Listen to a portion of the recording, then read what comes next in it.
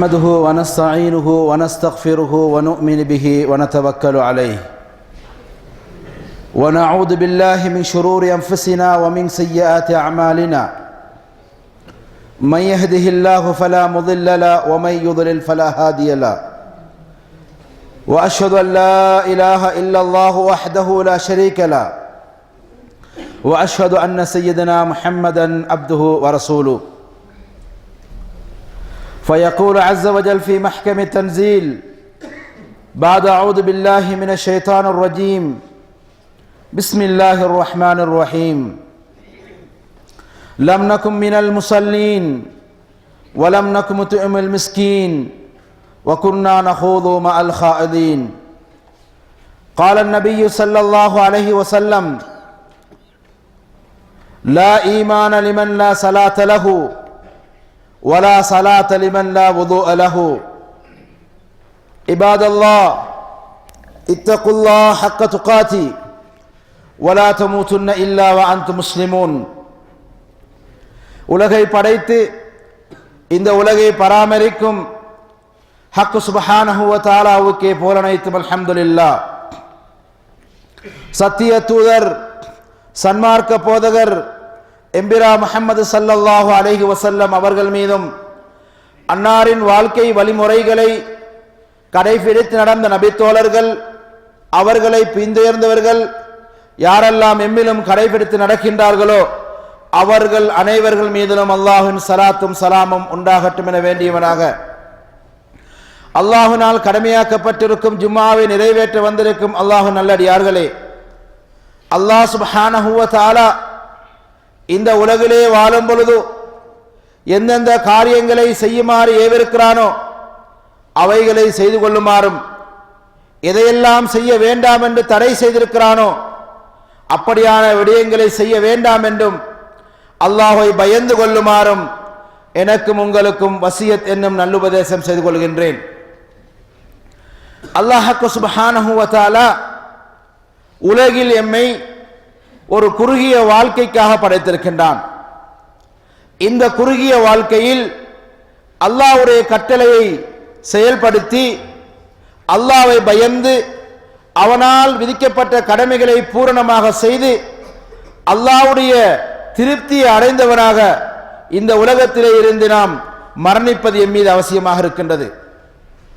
அல்லாஹ்வுடைய திருப்தியை அடைவதூடாக நிரந்தரமான எல்லை இல்லாத முடிவில்லாத மறுமை வாழ்வில் அல்லாஹ் சொர்க்கத்தை கொண்டு நமக்கு நன்மாராயம் கூறியிருக்கின்றான். அதே போன்று அல்லாஹ்வுக்கு மாறு செய்யும் பொழுது அல்லாஹ்வை பயப்படாமல் அஞ்சாமல் தாம் மனம் போன போக்கிலே வாழும் பொழுது கடுமையான தண்டனைகளை கொண்டும் மறுமையிலே அதற்கான தண்டனைகள் இருக்கின்றன என்பதாக அல்லாஹ் சுப்ஹானஹு வ தஆலா எமக்கு எச்சரிக்கை செய்திருக்கின்றான். அன்புக்குரிய இஸ்லாமிய சகோதரர்களே, அல்லாஹ் சுப்ஹானஹு வ தஆலா அவன் ஒருவன், அவனை நாம் இறைவனாக ஏற்றிருக்கின்றோம். அவனை தவிர வேறு யாரும் எமக்கு இறைவன் கிடையாது. அவனுடைய அடியார்களாக நாம் எம்மை ஆக்கியிருக்கின்றோம். அல்லாஹ் தான் எமக்கு எஜமான், அவனுக்கு நாங்கள் வழிபடுகின்றோம், அவனே எம்முடைய இறைவன் என்று எம்முடைய ஈமானோடு நாங்கள் வாழக்கூடியவர்கள் முஸ்லீம்கள். மறைவான அல்லாஹ்வை நம்பி அல்லாஹ்வுடைய பயத்தை மனதில் எடுத்து அல்லாஹ்வுடைய தண்டனைக்கு பயந்து இந்த உலகத்திலே நாங்கள் வாழக்கூடியவர்கள், அவர்கள்தான் முஸ்லீம்கள். அந்த வகையிலே அல்லாஹ் சுப்ஹானஹு வ தஆலா இந்த உலகிலே வாழும் பொழுது பல்வேறு இபாதத்துக்களை எமக்கு கடமையாக்கி இருக்கின்றான். சில இபாதத்துக்கள் நாங்கள் கண்டிப்பாக செய்தியாக வேண்டும். சில இபாதத்துக்கள் நம்முடைய அந்தஸ்துக்களை தரஜாக்களை உயர்த்தி கொள்வதற்காக, மறுமையிலே அல்லாஹ்வுடைய திருப்தியை அதிகமாக பெற்றுக்கொள்வதற்காக, தன்னுடைய சொர்க்கத்தை அலங்கரித்துக் கொள்வதற்காக சில இபாதத்துக்களை அல்லாஹ் சுப்ஹானஹு வ தஆலா நபிகளார் ஊடாக எங்களுக்கு இஷ்டத்தை கொடுத்திருக்கின்றான். எனவே ஒவ்வொரு முஸ்லிமும் லா இலாஹ இல்லல்லாஹ் முஹம்மதுர் ரசூலுல்லாஹ், அல்லாஹ்வையும் அல்லாஹ்வுடைய ரசூலை விசுவாசித்திருக்கின்றோம். அந்த விசுவாசத்துக்கு பிற்பாடு ஒவ்வொரு மனிதனுக்கும் அல்லாஹ் சுப்ஹானஹு வ தஆலா இறை வழிபாடான தொழுகையை மீது கடமையாக்கி இருக்கின்றான். இந்த தொழுகை நாம் தினமும் தொழுது வருகின்றோம். இந்த தொழுகை நாள்தோறும் கடமையாக்கப்பட்ட ஒரு விஷயம். ஈமான் கொண்டதற்கு பிறகு அடுத்தபடியாக அவன் செய்ய வேண்டிய ஒரு கடமை தொழுகையாக இருக்கின்றது. அல்லாஹ்வுக்காக செய்யப்படக்கூடிய சிரம்பணியக்கூடிய ஒரு வணக்கம். சமூகத்தில் எம் அனைவரும் அதிகமான நன்மைகளை செய்வதற்கு நாங்கள் ஆசைப்படுகின்றோம். தர்மம் கொடுப்பதற்கு, பொது சேவைகள் செய்வதற்கு, பல சதக்கா ஜாரியாக்கள் செய்வதற்கு, அனாதைகளுக்கு உதவி செய்வது, இல்லாதவர்களுக்கு உதவி செய்வது, கஷ்டப்படுறவனுக்கு உதவி செய்வது, நோயாளிகளுக்கு உதவி செய்வது, இப்படியாக ஏகப்பட்ட வணக்கங்கள். இவைகள் எல்லாம் அல்லாஹ்விடத்திலே நன்மைக்குரிய காரியமாக இருக்கின்றது. ஆனால் அல்லாஹ் சுப்ஹானஹு வ தஆலா அவரிடத்தில் எல்லா வணக்கங்களிலுமே மிக முக்கியமான ஒரு வணக்கம் தொழுகையாக இருக்கின்றது. ரசூலுல்லாஹி ஸல்லல்லாஹு அலைஹி வஸல்லம் அவரிடத்திலே சஹாபாக்கள் கேட்கின்றார்கள், அஹப்புல் அமால் இலல்லாஹி, அல்லாஹ்விடத்தில் மிக சிறந்த வணக்கம் எது யா ரசூலுல்லாஹ்? எத்தனையோ நாங்கள் வணக்கம் செய்கின்றோமே, அந்த வணக்கங்களில் எது மிக சிறந்தது என்று சஹாபாக்கள் கேட்கின்றார்கள். ரசூலுல்லாஹி ஸல்லல்லாஹு அலைஹி வஸல்லம் சொன்னார்கள், அஸ்ஸலாத்து அலா வக்திஹா, அந்தந்த தொழுகையை உரிய நேரத்திலே அதே நேரத்தில் நிறைவேற்றுவதுதான் அல்லாஹ்விடத்திலே மிக மிக விருப்பமான ஒரு இபாதத், ஒரு வணக்கம் என்று நபிகள் நாயகம் ஸல்லல்லாஹு அலைஹி வஸல்லம் குறிப்பிட்டு கூறினார்கள். அன்புக்குரிய இஸ்லாமிய சகோதரர்களே, பொதுவாக நாம் அனைவரும் எல்லா வணக்கங்களை செய்வதற்கு ஆசைப்படுகின்றோம். ஹஜ் செய்வதற்கு ஆசைப்படுகின்றோம். ஹஜ்ஜுடைய காலத்திலே பார்த்தால் தெரியும், நம்முடைய சகோதரர்கள் எல்லாரும் ஆசைப்பட்டு அங்குமிங்குமாக அலைந்து திரைந்து எப்படியாவது ஹஜ்ஜை செய்து விடுவோம் என்று காசுகளை சேர்த்து சிரமப்பட்டு அதற்கான வழிகளை எல்லாம் முயற்சித்துக் கொண்டிருப்பதை நாங்கள் பார்க்கின்றோம். ரமதானுடைய மாதம் வந்துவிட்டால் நோன்பு நோப்பது மாத்திரமல்ல, அந்த மாதத்திலே நாம் உம்ரா செய்யாத யாருமே கிடையாது. ஃபர்தை போன்று அந்த மாதத்திலே எப்படியாவது நாங்கள் உம்ரா செய்துவிட வேண்டும் என்று அவ்வளவு நெருக்கடியான சூழலிலும் கூட, கஷ்டமான சூழலிலும் கூட அந்த உம்ராவை செய்யக்கூடியவர்கள் நாங்கள் பார்க்கின்றோம். அதே போன்று ஏழை எளியோருக்கு, மிஸ்கீன்களுக்கு ஏதாவது உதவி செய்ய வேண்டும் என்றால் நாங்கள் ஒருவரை போட்டி போட வண்ணமாக சகலரும் உதவி செய்யக்கூடிய காட்சிகளை எல்லாம் நாங்கள் பார்க்கின்றோம். இப்படி அதிகமான வணக்கங்களுக்கு நாங்கள் ஆசையுடையவர்களாக இருக்கின்றோம். ஆனால் தொழுகையிலே மாற்றம், இந்த வணக்கம் செய்யக்கூடிய அனைவருமே தொழுகையிலே சோம்பேறித்தனத்தை நாங்கள் பார்க்கின்றோம். நேர காலத்தோடு பள்ளிக்கு வருவதை நாங்கள் விரும்புவது கிடையாது. தொழுதாலும் சீக்கிரம் இந்த பள்ளியை விட்டு ஓடிவிட விரும்புகின்றோம். பள்ளியுடைய சூழலில் இருப்பதற்கு நாங்கள் விருப்பம் கிடையாது. அன்புக்குரிய சகோதரர்களே, அல்லாஹ்விடத்திலே மிக சிறந்த வணக்கம் தொழுகை. அதைத்தான் ரசூலுல்லாஹி ஸல்லல்லாஹு அலைஹி வஸல்லம் போதித்தார்கள், செய்து காட்டினார்கள். அவர்கள் ஒரு நல்ல காரியம் ஏற்பட்டாலும் அவர்கள் அல்லாஹ்வுக்கு நன்றிக்கடனாக தொழுது கொள்வார்கள். ஏதாவது ஒரு தர்ம சங்கடம் ஏற்பட்டாலும் உடனே தொழுகையின் பக்கம் போவார்கள். என்ன ஒரு நிலை ஏற்பட்டாலும் தொழக்கூடியவர்களாக இருப்பார்கள். மழை பெய்யவில்லையா தொழுது கொள்வார்கள். சூரியன் உதிக்கவில்லையா, கிரகணம் ஏற்பட்டு விட்டதா தொழுது கொள்வார்கள். ஒரு காரியத்தை ஆரம்பிக்க போகிறார்களா தொழுது கொள்வார்கள். உலு செய்து விட்டார்களா 2 ரக்காத்தை தொழுது கொள்வார்கள்.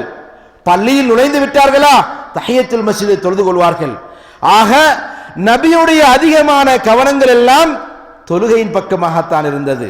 அது சுன்னத்தான தொழுகையாக இருக்கட்டும் அல்லது ஃபர்தான தொழுகையாக இருக்கட்டும். ரமதான் வந்து விட்டதா கால் வீங்குகின்ற அளவுக்கு தொழுவார்கள். ஆயிஷா நாயகி கூறுவார்கள், நபியுடைய அந்த தொழுகையுடைய அழகும் நீளமும் குறிப்பிடப்பட முடியாது, அந்த அளவுக்கு விசாலமாக நீளமாக இருக்கும் என்பதாக குறிப்பிட்டிருக்கிறார்கள். ஆக எந்த காலம் வந்தாலும், எவ்வளவு முக்கியமான நேரம் வந்தாலும் ஏனைய வணக்கங்கள் செய்வதற்கு நாம் தயார், ஆனால் தொழுவதற்கு நாம் தயார் கிடையாது. ஒரு இமாம் ஏதோ 2 ஆயத்துக்களை அதிகமாக ஓதிவிட்டால் தொழுகையில இருப்பவரெல்லாம் புறுபுறுக்க ஆரம்பித்து விடுவோம். தொழுது முடிந்ததற்கு பின்னால் குசுகுசுக்க ஆரம்பித்து விடுவோம். இவ்வளவு பெருசா ஓதிவிட்டாரே என்றெல்லாம் நாங்கள் அந்த அளவுக்கு தொழுகை நம்ம ஒரு வெறுப்பான ஒரு காரியமாக இருக்கின்றது. நாளாந்தம் செய்யப்படுவதனால் அது நமக்கு ஒரு வெறுப்பை போன்று ஷைத்தான் நமக்கு காண்பிக்கின்றான். எனவேதான் ரசூலுல்லாஹி ஸல்லல்லாஹு அலைஹி வஸல்லம் ஒரு முஸ்லிமை மூமினை பிரித்து காட்டக்கூடியது, அல்லாஹ்வை ஏற்றுக்கொண்டவன் அல்லாஹ்வை ஏற்றுக்கொள்ளாதவன் இரண்டையும் பிரித்து காட்டக்கூடிய ஒரு விஷயம் அந்த இபாதத் தொழுகையாக இருக்கின்றது ரசூலுல்லாஹி ஸல்லல்லாஹு அலைஹி வஸல்லம் சொன்னார்கள். அன்புக்குரிய இஸ்லாமிய சகோதரர்களே, தொழுகை என்பது மிக சிறப்பான ஒரு வணக்கம். ஒரு அடியான் அல்லாஹ்விடத்திலே பேசக்கூடிய சந்தர்ப்பம் இந்த தொழுகையிலே இருக்கின்றது. அல்லாஹ்விடத்திலே நேரடியாக தொடர்பு கொள்ளக்கூடிய அம்சம் இந்த தொழுகையிலே இருக்கின்றது. அதனால் தான் அல்லாஹ் சுப்ஹானஹு வ தஆலா ஏனைய கடமைகளை இந்த உலகத்திலே அல்லாஹ் வஹி மூலமாக அவர்களுக்கு அறிவித்தான், போதித்துக் கொடுத்தான். ஆனால் தொழுகையை அல்லாஹ் சுப்ஹானஹு வ தஆலா மிஅராஜ் என்ற பயணத்தை மேற்கொண்டு அல்லாஹ்வோடு உரையாடி அதனை பெற்றுக்கொண்டு வருகிறார்கள். வானலோகத்தில் இருந்து அல்லாஹ் அதனை கடமையாக்கின்றான். எதற்காக? அவ்வளவு முக்கியத்துவம் இந்த தொழுகைக்கு அல்லாஹ் சுப்ஹானஹு வ தஆலா கொடுத்திருக்கின்றான். சஹாபாக்கள் தொழுகை கடமையாக்கப்பட்டவுடன் மகிழ்ச்சியிலே, சந்தோஷத்திலே, ஆரவாரத்துடன் புரண்டு புரண்டு சந்தோஷப்படக்கூடிய அளவுக்கு ஆகிக்கொண்டார்கள். அல்லாஹ்விடத்திலே நாம் நம்முடைய தேவைகளை நாமவே பெற்றுக்கொள்ள முடியுமாமே என்ற அந்த சந்தோஷத்திலே பிறண்டு பிறண்டு சந்தோஷப்பட ஆரம்பித்தார்கள். இன்றைக்கு இந்த நாட்டு மன்னரிடத்திலே நம்முடைய தேவையை நாங்கள் நேரடியாக போய் கேட்கலாம் என்று இந்த இடத்திலே யாருக்காவது அனுமதி வழங்கப்பட்டால், அல்லது நம்ம அனைவருக்கும் அப்படி ஒரு சான்ஸ் கிடைக்குமா இருந்தால் நமக்கு எவ்வளவு பெருமை இருக்கும், எந்த மாதிரி நினைப்போம், எவ்வளவு டாம்பிகமாக இருப்போம். நான் இந்த நாட்டு மன்னரை சந்திப்பவன், நேரடியாக அவரிடத்தினுடைய தேவையை முறையிடக்கூடியவன் என்று நான் நினைப்போமா, நினைக்க மாட்டோமா? மன்னருடைய அந்த தர்பாருக்கு போனாலே பெரிய புகழ். அப்படி இருக்கும் பொழுது ரப்புல் ஆலமீன் உலகத்தாருடைய ரப்பிடத்திலே நேரடியாக அல்லாஹ்விடத்திலே தன்னுடைய தேவைகளை பூர்த்தி கொள்ளக்கூடிய ஒரு விஷயத்தை ரசூலுல்லாஹி ஸல்லல்லாஹு அலைஹி வஸல்லம் இபாதத்தினூடாக கற்றுக் கொடுத்திருக்கிறார் என்று சொன்னால் அது எவ்வளவு பெரிய ஒரு மகிமை. தொழுகையுடைய மகிமை தெரியாமல் இருக்கின்றது. அன்புக்குரிய சகோதரர்களே, ஒருவர் தொழுகையை பற்றி பேசிக் கொண்டிருக்கும் பொழுது ஒருவர் டெலிபோனிலே பேசிக் கொண்டிருக்கிறார், ஜவ்வாலிலே பேசிக் கொண்டிருக்கிறார். அப்ப பயான் பண்ணக்கூடிய அந்த ஷேக் சொல்கிறார், நீங்கள் யாரோடு பேசிக் கொண்டிருக்கிறீர்கள்? நாங்கள் அல்லாஹ்வை பற்றி பேசிக் கொண்டிருக்கின்றோம். அல்லாஹ்வை பற்றி பேசிக் கொண்டிருக்கக்கூடிய நேரத்திலே நீங்கள் யாரோட டெலிபோன் போட்டு பேசிக் கொண்டிருக்கிறீர்கள் என்று கேட்கின்றார். உடனே அந்த டெலிபோன் பேசினவருக்கு கோபம் வந்துருச்சு. இவ்வளவு பெரிய சபையில் என்ன கேவலமா ஆக்கிட்டாரே அப்படின்னு சொல்லி இவர் கோபத்தில், நானும் அல்லாஹ்வோட பேசுறேன், அல்லாஹ்வோட பேசுறா இருந்தால் அல்லாஹ்வுடைய டெலிபோன் நம்பரை நீங்க கொடுங்க என்று அந்த பயான் பண்ணக்கூடிய கேட்கிறார். அல்லாஹ்வோட பேசக்கூடிய நேரத்தில் நீங்க யாரோட பேசிக் கொண்டிருக்கிறீர்கள்? அப்படி பேசக்கூடாது என்று சொன்னதற்கு இவருக்கு கோபம் வந்து, நானும் அல்லாஹ்வோட பேச போறேன், அல்லாஹ்வுடைய டெலிபோன் நம்பரை கொடுங்கன்னு கேட்கிறார்.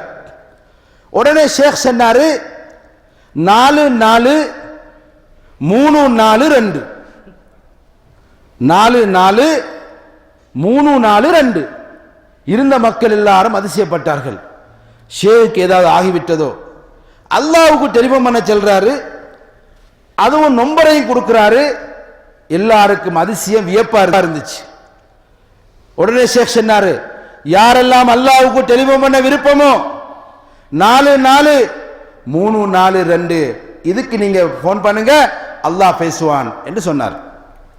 எனவே அன்புள்ள சகோதரர்களே, முதலாவது 4 என்று சொன்னால் ஒரு தொழுகை, இரண்டாவது 4 என்று சொல்கிறார் அசர் தொழுகை, மூன்றாவது 3 என்று சொல்கிறார் மகரிப் தொழுகை, நாலாவது 4 என்று சொல்கிறார் இஷா தொழுகை, கடைசியாக 2 என்று சொல்கிறார் சுபஹு தொழுகை. இந்த தொழுகையிலே நீங்கள் அல்லாஹ்விடத்திலே பேசிக்கொள்ளுங்கள் என்று அந்த ஷேக் அவர்கள் வினயமாக கூறிக்கொண்டார்கள். எனவே அன்புக்குரிய இஸ்லாமிய சகோதரிகளே, தொழுகை என்பது அல்லாஹ்விடத்திலே நம்முடைய தொடர்புகளை ஏற்படுத்திக் கொள்ளக்கூடிய விஷயம். அல்லாஹ்விடத்திலே தொடர்பு ஒரு ஈமானுடையவனுக்கும் அல்லாஹ்வுக்கும் உரிய ஒரு தொடர்பு தொழுகை தான். நாம் அதிலே விட்டுக் கொடுக்க கூடாது. எனவேதான் இது நம்மிடத்திலே பராமுரமாக ஆக்கப்பட்டிருக்கின்றது. இது நம்மிடத்திலே ஒரு சாதாரண விஷயமாக்கப்பட்டிருக்கின்றது. ஹஜ் செய்வதற்கு நாங்கள் தயார், ஆனால் அதே ஹஜ்ஜை செய்துவிட்டு வந்து அந்த ராத்திரியிலே அந்த சுபோதலாம படுக்கக்கூடிய காட்சியை பார்க்கின்றோம். அல்லது ஒரு வக்தை விடுபடுவதை பார்க்கின்றோம். அப்துல்லாஹ் இப்னு மஸ்ஊத் ரலியல்லாஹு தஆலா அன்ஹு அவர்கள் சொல்கிறார்கள், அவர்கள் அறிவிக்கின்றார்கள், இந்த தொழுகை இருக்கின்றதே ஒரு மூமினை முஸ்லிமை பிரிச்சு காட்டக்கூடியது, பிரிச்சு காட்டக்கூடியது. நாங்கள் லேசாக விளங்கிக் கொள்ளக்கூடாது. எல்லா ஒரு முஸ்லிமான ஊர்ல வாழ்வதனால், ஒரு முஸ்லிமான பெயர் வைக்கப்படுவதனால், அல்லது ஒரு முஸ்லிமான குடும்பத்தில் இருப்பதனால், அல்லது முஸ்லிம்களோட தொடர்பாக இருப்பதனால் தான் முஸ்லிமாகி விடுவேன் என்று விளங்கக்கூடாது. அன்புக்குரிய இஸ்லாமிய சகோதரர்களே, எனவேதான் இந்த விஷயத்திலே நாங்கள் தெளிவு பெற வேண்டியிருக்கின்றது. அபூ ஹுரைரா ரலியல்லாஹு தஆலா அன்ஹு அவர்கள் கூறுகிறார்கள், சஹாபாக்கள் எல்லாரும் அல்லாஹ் இஸ்லாத்தை ஏற்றுக்கொண்ட ஒருவன் காஃபிர் என்று யாரும் சொல்ல முடியாது, அல்லாஹ்வை நிராகரிக்கிறான் என்று சொல்ல முடியாது. ஆனால் யாரு தொழுகையை விடுகிறானோ அவன் அல்லாஹ்வை நிராகரித்தவன் என்பதில் அவர்களுக்கு மத்தியிலே கருத்து வேற்றுமாறு இருக்கவில்லை. யாருமே அதில் இரண்டாவது கருத்து சொல்லவில்லை, ஒரே கருத்தை தான் சொல்லியிருக்கிறார்கள். அந்த அளவுக்கு நாம் இஸ்லாமே இல்லை, யாரிடத்தில் தொழுகை இல்லையோ அவரிடத்தில் இஸ்லாமே இல்லை என்பதாக அபூ ஹுரைரா ரலியல்லாஹு அன்ஹு அவர்கள் அறிவிக்கக்கூடியதை நாங்கள் பார்க்கின்றோம். அதே போன்று அபூ தர்தா ரலியல்லாஹு தஆலா கூறுகிறார்கள், லா ஈமான லிமன் லா ஸலாத லஹு, யாருக்கு தொழுகை இல்லையோ அவனிடத்தில் ஈமான் இல்லை. ஈமான் என்றால் இஸ்லாத்துக்குரிய எதுவுமே கிடையாது. வேணுமென்றால் அகமது என்று பெயர் இருக்கும், முகமது என்று பெயர் இருக்கும், அப்துல்லாவுடைய மகனாக இருப்பாரு, ஒரு முஸ்லிம் ஜமாத்தில் இருப்பாரு. அப்படி இருப்பதனால் அவர் ஒரு முஸ்லிமாகி விட மாட்டார். எப்படி வலா ஸலாத லிமன் லா வுதுஅ லஹு, உலு இல்லாமல் எப்படி நாங்கள் தொழ மாட்டோமோ, தொழ முடியாதோ, அதே போன்றுதான் தொழுகை இல்லாமல் ஒருவன் ஒரு முஸ்லிமாக இருக்க முடியாது என்பதாக அபூ தர்தா ரலியல்லாஹு தஆலா அன்ஹு அவர்கள் கூறக்கூடியதை நாங்கள் பார்க்கின்றோம். எனவே அன்புக்குரிய இஸ்லாமிய சகோதரர்களே, இந்த தொழுகையுடைய விஷயத்திலே முதலாவது தொழுகையை விடுவதனால் அவன் காஃபிராகி விடுகின்றான், ஒரு நிராகரிப்பான மாறிவிடுகின்றான். இரண்டாவது விஷயம், பெரிய ஒரு பாவத்தை செய்தவனாக மாறிவிடுகின்றான். அல்லாஹ்வுக்கு இணை வைக்கக்கூடிய, அல்லாஹ்வை ஏற்றுக்கொள்ளாத பாவத்துக்கு பிறகு இரண்டாவது பாவம் தொழுகையை விடுவதுதான். ஜினா செய்வது கிடையாது, மது அருந்துவது கிடையாது, வேற வேற விடயங்களை செய்வது கிடையாது, தொழுகை தான் மிகப்பெரிய பாவம். இன்று எமக்கு மத்தியிலே ஏனே விபச்சாரம் செய்யாதவன், மது அருந்தாதவன், சிகரெட் பீடி குடிக்காதவன், இவர்கள் எல்லாம் நல்லவர்கள் என்று சொல்லுவோம். தொழுகையை விட்டவன் இவனை நாங்கள் நல்லவர் தான் சொல்லுவோம். அன்புக்குரிய சகோதரர்களே, விபச்சாரம் செய்தவனை விட ஒரு மோசமானவன் தான் இந்த தொழுகையை விடக்கூடியவன், அதோட கேவலமானவன் தான் இந்த தொழுகையை விடக்கூடியவன். எனவேதான் இந்த தொழுகையை விடக்கூடியதை பற்றி ஹதீஸிலே ரசூலுல்லாஹி ஸல்லல்லாஹு அலைஹி வஸல்லம் இறை நிராகரிப்பாளர், அல்லாஹ்வை ஏற்றுக்கொள்ளாதவன் என்று கூறியிருக்கிறார்கள். இதற்கு அறிஞர்கள் இரண்டு விளக்கங்களை கூறுகிறார்கள். முதலாவது விளக்கம், அவன் அல்லாஹ்வை நிராகரிக்கின்றான், அல்லாஹ்வை ஏற்றுக்கொள்ளாதவன், அவனை இந்த பூமியிலே வாழ்வதற்கு அவன் தகுதி கிடையாது. எனவே அவன் ஒரு இஸ்லாமிய ஆட்சியாக இருந்தால் அவனை கொன்றுவிட வேண்டும். இன்றைக்கு முத்தவா பிடிக்கும் போது நம்ம எல்லாரும் பதறோம். எத்தனை இந்த நாட்டுக்காரன் தொழாம இருக்கான், கரெக்டா நம்மளை தான் பிடிக்கிறான், நம்ம பேசிக்கிறோம். அந்த தொழாம இருக்கிறான், இந்த தொழாம இருக்கிறான், நம்மளை தான் பிடிக்கிறான் என்றெல்லாம் நம்ம பேசிக்கொள்கிறோம். அப்படி அல்ல, எல்லோரையும் அவர்கள் பிடிக்கின்றார்கள். நான் அறிய இந்த நாட்டு எத்தனை பேர் என் கண் முன்னிலையிலே பிடித்திருக்கிறார்கள். அது நாம் விளங்கிக் கொள்ளக்கூடிய விஷயம் தப்பானது. எனவே இரண்டாவது, இந்த முத்தவா பிடிச்சிட்டு போறது நமக்கு செஞ்சிருக்கிற பெரியோர் விஷயம். பிடிச்சிட்டு போறாரு, பஸ்மா எடுக்கிறார், விட்டுறாரு. ஆனா மார்க்கத்தில் என்ன சொல்லிருக்கி? கொல்ல சொல்லிருக்கி. சட்டப்படி முத்தவா எப்படி வரணும்? வாளோட தோக்கோட வந்து ஒரே வெட்டு வெட்டணும். அதுதானே மார்க்கத்தில் சொல்லப்பட்டிருக்குது. அதை அவர் செய்யறாரு இல்ல, அதனால நம்ம அவரை குறை சொல்றோம். ஒரு இஸ்லாமிய நாட்டில், ஒரு இஸ்லாமிய அமைப்பிலே வழிநடத்தப்படக்கூடிய ஒரு நாட்டில் இப்படியான ஒரு முறையில் நடப்போம் என்றிருந்தால் இஸ்லாம் சொல்லுகிறது கொல்ல சொல்லி. முத்தவா பிடிச்சிட்டு போறது தப்பு. அன்புக்குரிய சகோதரர்களே, எனவே முத்தவாவை குறை சொல்வதை விட நாம் செய்தது தவறு என்பதை நாம் ஒத்துக்கொள்வதில்லை. நாம் பள்ளிக்கு போகாமல் இருக்கிறோம், தொழாமல் இருக்கிறோமே என்பதை நாங்கள் ஒத்துக்கொள்வதில்லை. நம்ம நாடுகளில் பாங்கு சொல்வதற்கு முதலே நாம் பள்ளிக்கு போக பழக்கப்பட்டவர்கள், நேரம் பார்த்து தொழுகைக்காக போகக்கூடியவர்களாக நாங்கள் இருந்தோம். ஆனால் எங்கேயுமே இல்லாத ஒரு விஷயம், இங்கே பாங்கு சொல்லப்பட்டால் எல்லாரும் ரூமுக்கு போவார்கள், தொழுது முடிஞ்சால் எல்லாரும் வேலைக்கு போவார்கள், ரூமுல இருந்து நேரடியாக வேலைக்கு போவார்கள். இந்த காட்சியை நாங்கள் பார்க்கின்றோம். நம்ம நாடுகளில் பாங்கு சொல்வதற்கு முன்னாடி போன சமூகம், பாங்கு சொன்னால் பள்ளிக்கு போகக்கூடிய சமூகம், அப்படி இருந்த சமூகம் பாங்கு சொல்லும் போது ரூமுள்ளுக்குள்ளே போய் ஒளித்துக் கொள்கிறார்கள். கொஞ்ச நேரம் டிவியை பார்த்துக்கிட்டு இருக்கிறார்கள், ஒரு பீடியை பத்திக்கிட்டு சிகரெட்டை பத்திட்டு தொழுகை முடிந்தவுடன் ஓடோடி போகிறார்கள் தங்களுடைய வேலைகளுக்கு. அன்புக்குரிய சகோதரர்களே, இப்படி செய்கிற நம்மை முத்தவா பிடிச்சிட்டு போறது நல்லமா அல்லது அவருக்கு வாழை கொடுக்கிறது நல்லமா? எனவே அன்புக்குரிய இஸ்லாமிய சகோதரர்களே, இதனை நாங்கள் விளங்க வேண்டும். இரண்டாவதாக ஒரு கருத்து, யாரெல்லாம் தொழுகை விடுகிறார்களோ அவர்கள் பாவிகளாகி விடுகிறார்கள், அவர்கள் பாவிகளாகி விடுகிறார்கள். வயஸ்அவுன ஃபில் அர்தி ஃபஸாதா, இந்த பூமியிலே அவர்கள் ஃபஸாதை உண்டு பண்ணுகிறார்கள். எனவே அவர்களையும் கொல்லுவதுதான் சிறந்தது என்று அறிஞர்கள் இந்த ஹதீஸுக்கு சொல்லக்கூடிய விளக்கமாக இருக்கின்றது. எனவே நாங்கள் இதில் தீர்வெடுக்க வேண்டும். இந்த பட்டியலிலே நான் இருக்கின்றேனா, இந்த தண்டனைக்குரியவனாக நான் இருக்கின்றேனா என்பதை நாங்கள் விளங்கிக் கொள்ள வேண்டும். எனவே அன்புக்குரிய இஸ்லாமிய சகோதரர்களே, தொழுகையை விடுவது காஃபிருக்கு சமனாகின்றது. தொழுகையை விடுவது பெரிய பாவம் செய்தவனிலே ஒன்றாக ஆகிவிடுகின்றான். இது இரண்டாவது. மூன்றாவது விஷயம், தொழுகையை விடுவது நயவஞ்சகத்தனத்தை காட்டுகின்றது. நயவஞ்சகம் என்றால் முனாஃபிக் என்று சொல்லுவோம். முனாஃபிக் என்றால் என்ன? உள்ளொன்று புறமொன்று. வெளியே பார்க்கும்போது ஒரு பெரிய சூஃபியாக, ஒரு அல்லாஹ்வை பயந்த ஒரு தக்வாதாரியாக, பெரிய அல்லாஹ்வை பயந்து வாழக்கூடியவனாக, ஆனால் மறைவிலே அவன் அதற்கு வித்தியாசமாக இருப்பான். கிடைக்கப்பட்ட எல்லா தப்புக்களையும் செய்வான், அல்லாஹ்வை நம்ப மாட்டான். எனவே யாரெல்லாம் தொழுகையிலே மக்கள் பார்க்கும் பொழுது தொழுவார்கள், யுராஉனன்னாஸ், மக்கள் பார்ப்பதற்காக தொழுவார்கள், நான் தொழுகையாளின்னு சொல்லணும். கூட்டத்தோடு இருக்கும்போது கோவிந்தா, கூட்டம் முடிந்துவிட்டால் தன்னுடைய ரூமுக்கு போய்விட்டோம் என்று சொன்னால் அதற்கு பின்னாடி தொழுகையை பற்றி கவலை கிடையாது. அதனால தான் பார்க்கின்றோம், சூக்குகளில் இருக்கின்ற பள்ளி வாயில்கள் நிரம்பி வழிகின்றது. ஆனால் அதே சந்தர்ப்பத்திலே வியாபாரம் இல்லாத தங்களுடைய அறைகளுக்கு பக்கத்தில் இருக்கிற பள்ளி வாயிலை பார்க்கும் பொழுது அங்கே அது உறங்கிக் கொண்டிருக்கின்றது, யாருமே கிடையாது. எனவேதான் நயவஞ்சகம் இரண்டு விஷயம், ஒன்று சோம்பரித்தனம், இரண்டாவதாக மக்கள் பார்ப்பதற்காக. சோம்பரித்தனம் எங்கிருந்து வருகின்றது?